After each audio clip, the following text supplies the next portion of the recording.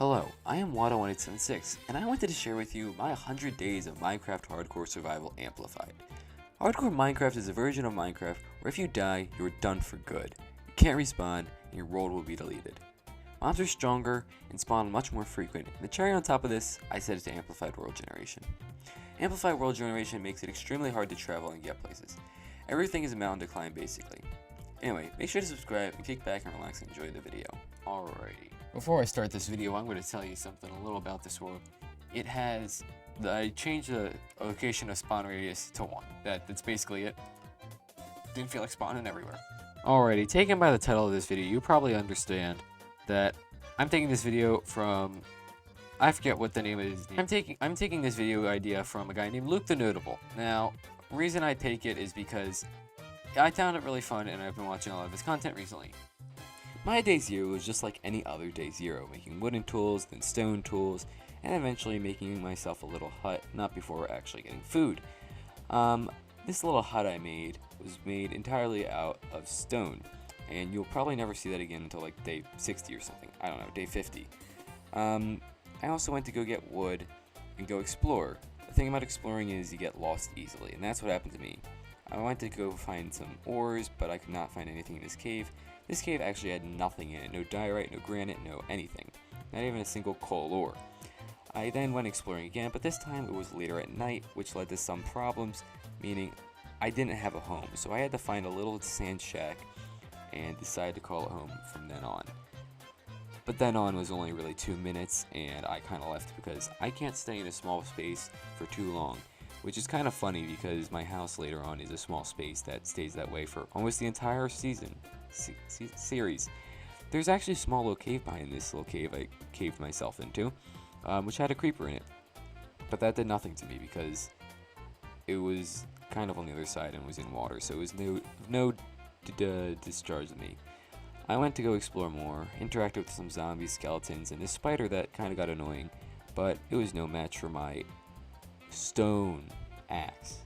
I watched the moon set on day 0 for the first time, and then I watched the moon set for the second time on day 0, and it still didn't turn day 1. You can probably tell that I did this at least 3 more times, and it was still day 0. Day 1 was a very eventful day, the first actual day. This day I made a little farm and found a little flat area next to the ocean. I made a sugarcane farm and tilled some dirt for later use. I also made myself a small house and decided to go and finally fill out that farm. This house wasn't much big, but it was something I was proud of. It looked decent to me and I wanted to keep it that way. I put torches all around to make sure no mobs spawned and even made a chest in which I organized in under than a split second. I'm kidding. But I then went to look around and saw there was a furious amount of mobs, and then decided to make a little mining shack for safekeeping. Day 2 started off pretty mundane, with me just going mining for a bit. I didn't find much interesting, maybe some iron. I honestly forgot at this point. I put a roof on my house and destroyed the local livestock. For some reason I didn't really capture any of these, and I really should have. Here you can see I'm lighting up the area because I don't want mobs to spawn, and mobs can spawn a lot on plains. Then I went to the ocean and tried to get some loot. I actually did manage to get some loot, which is really helpful because at this portion in time I didn't really have much of an enchanted things to get. And fishing rods were a really basic thing, but really good thing to get in early game. Although I didn't fish much, it is still very helpful if you want to sometimes get rare stuff. I then went back to home to go to bed because this is the end of the day 2 already. Day 3 consisted of me trying to find buried treasure. I did actually come out victorious with actually quite a bit of loot, consisting of iron, some emeralds, and food, which I did need at the time because I was getting pretty hungry. Then I went down for mining because I decided I needed more iron armor. I already had an iron chest plate, but I decided I wanted more. And I actually mined for quite a bit, and the amount of times I hit actually is quite high actually. But seriously, I used the powers of echolocation, aka the subtitles bar, to find myself a little cave where I can get a ton of iron depository. And with all the cobblestone I got from mining on day 3, I began to make a wall around my base. This is something I've never done before, so I just went with the standard cobblestone wall. I thought it would look kinda decent, and it actually didn't turn out that horrible. I also made myself a lot of iron armor. I even made myself 2 pairs of iron leggings, which was completely unintentional. Sadly, I didn't have enough iron to make myself a helmet. I stick with a leather one. I then went to get a fish in a bucket because that is A, an achievement, and B, I wanted a fish in a bucket. This little guy will be with us for the rest of the gameplay. You'll probably see him quite a few times in his playthrough. As you can see from this picture, you can see that my wall is almost complete. I also finished lighting up my area. Day 5 was also an interesting day, where I made a little fish enclosure for my, fish in a bucket, and I also went mining for iron and coal. Taking that I didn't have much of a supply, I wanted to get a ton more, and I did get a ton to get full iron armor. I also fully made a pumpkin farm. It's not that good, but it's something, and even finished my wall. Day 5 was like most others, followed by me doing a huge mining trip and then getting a ton of iron. I already have full iron armor, so I decided it was time for me to make an anvil, which I would use later on in the time. I decided I want to further explore the little monument that was near my base, and come to find out, it took me almost an entire day to find a chest in one of these places. But luckily I got the loot and didn't die. It wasn't even that good though, which is kind of sad. And here you can see, it's actually morning when I come out of there. You can tell the time. Day 7, nothing really special happened. I lit up the stuff. That's basically it for the first part.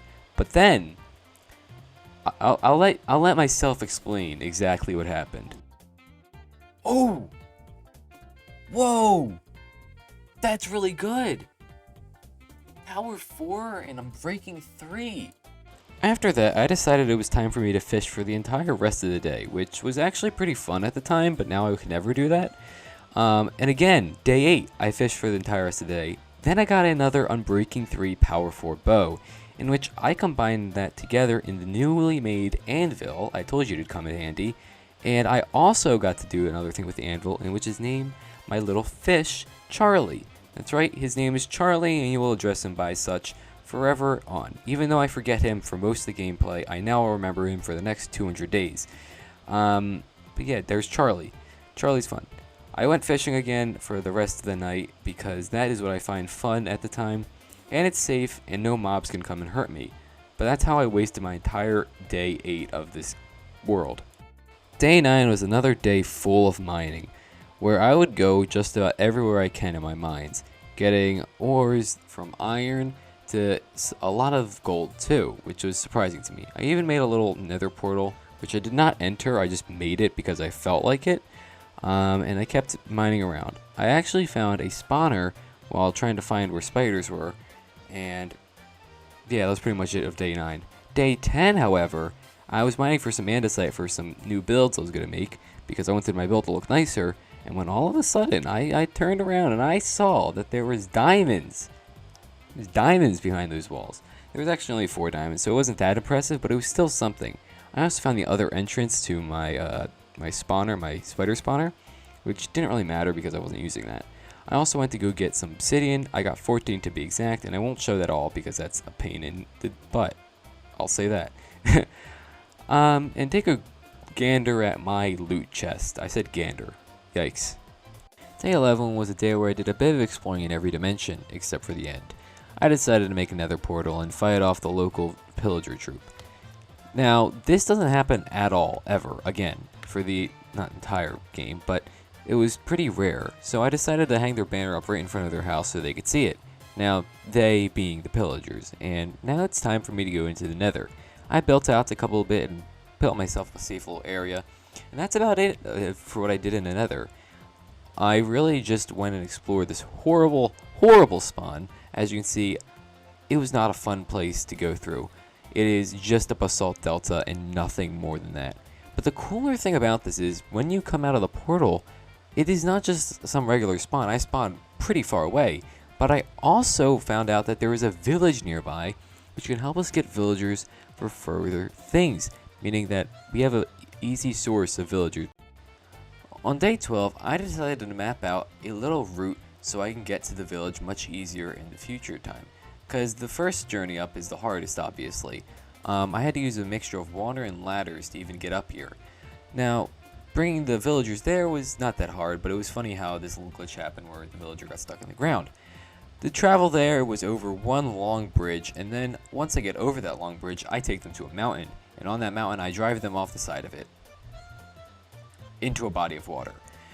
I then made a little house for it, made it of dirt and basalt, which looked absolutely horrible, and I was done with that for today. My first villager, I made an armor, because in the long run, they give you diamond armor, and I don't feel like crafting all diamonds, because it's exhausting. I then made another hut for another villager because I was getting greedy. I decided to go back to the village and drive another villager off the side of a mountain, because I love kidnapping villagers. Then, I took them back to my base and into a little shack. Well, not really shack, a hole in the ground. I wanted them to be a farmer because I had a lot of crops on my land. Not a lot of sticks though, so I didn't make them a fletcher.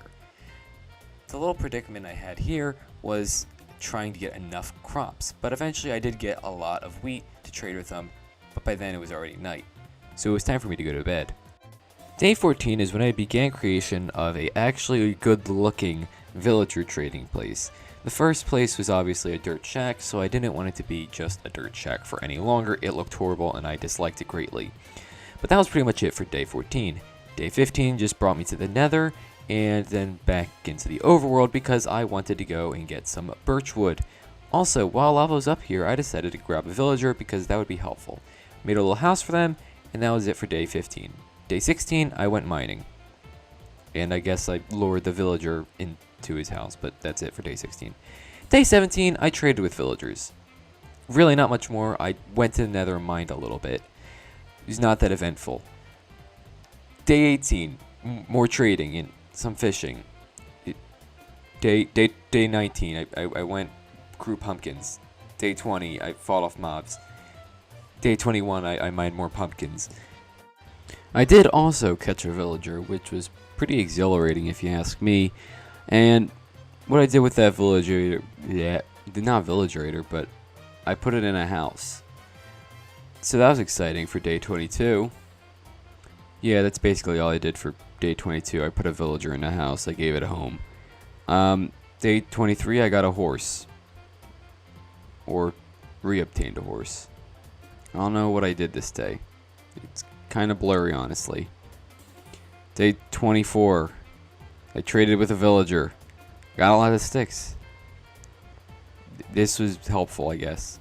And then I went mining for probably a day. This could be day 25 for all I know. But day 25, I made a pumpkin farm. And I think this is a good place to leave it off. And you're probably like, Watto, you said on Twitter you were going to do 100 days. Watto is tired. Watto's editing service cannot handle this. So if you really want to see this, and this gets 100 likes or more, I'll do a full-blown next one. If not, I'm probably just going to upload like a summary video over the entire place or something. I don't know. You'll see. Anyway, I hope you did enjoy this. This took a while to edit. Thank you so much. This was back in January when this started. Things to expect. Cave update snapshot eventually. It's going to be cool. Around day 50. Defeating the Ender Dragon. So, yeah. You'll see how far I get. I actually get really far eventually. So, yeah, I'll see you then. Bye.